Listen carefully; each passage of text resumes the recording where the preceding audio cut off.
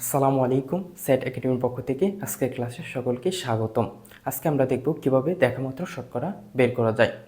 আমরা মুখস্থ না করে শর্টকাটে বেসিক থেকে শিখবো আজকের ক্লাসে। চলেন শুরু করি। এখানে বলতেছে যে 1,00,000 টাকার 10% কত।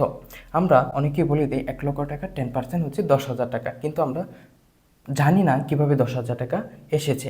আজকে আমরা সেই বিষয়টি দেখব যে কোনো সংখ্যার 10% বের করতে হলে সেই সংখ্যার এক ঘর আগে কী দিতে হবে, ডান দিক থেকে এক ঘর আগে আমাকে দশমিক দিতে হবে, একটা দশমিক দিতে হবে। আমরা জানি যে দশমিকের পরে শূন্যের কোনো দাম নাই, শূন্য হচ্ছে ভ্যালুলেস। তাহলে আমরা যেটা পাচ্ছি সেটা হচ্ছে 10,000 টাকা পাচ্ছি। শুধু 1,00,000 না, আমি যদি বলি যে 25,000 টাকার 10% কত, সেক্ষেত্রে হবে 25,000 টাকার 10% যদি এক ঘর আগে দশমিক দিই তাহলে কত হবে, যে 2500।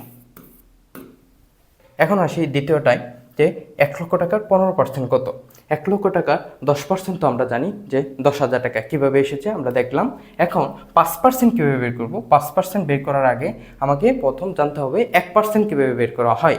1% বের করা আমাকে জানতে হবে যে 10% বের করতে গেলে এক ঘর আগে দশমিক, এক ঘর আগে কী দিতে হয়, দশমিক দিতে হয়। কিন্তু যখন আমি 1% বের করব তখন আমি 2 ঘর আগে দশমিক দিব, ডান দিক থেকে 2 ঘর আগে দশমিক দিব।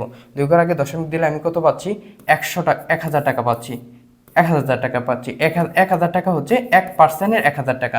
তাহলে আমাকে 5% বের করতে হবে। তাহলে 1,000 টাকার সাথে যদি আমি 5 গুণ দেই, যদি 5 গুণ দেই তাহলে কত হচ্ছে, 5,000 টাকা।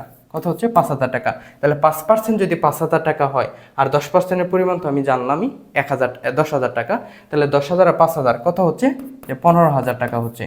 তাহলে 15% কীভাবে, 15,000 টাকা হচ্ছে। তাহলে 1,00,000 টাকার 15% 15,000 টাকা হচ্ছে। কীভাবে আমরা বুঝতে পারলাম। যদি এই ক্লাসটি বুঝে থাকি তাহলে 1,00,000 টাকার 23% কত আমাকে কমেন্টে জানান।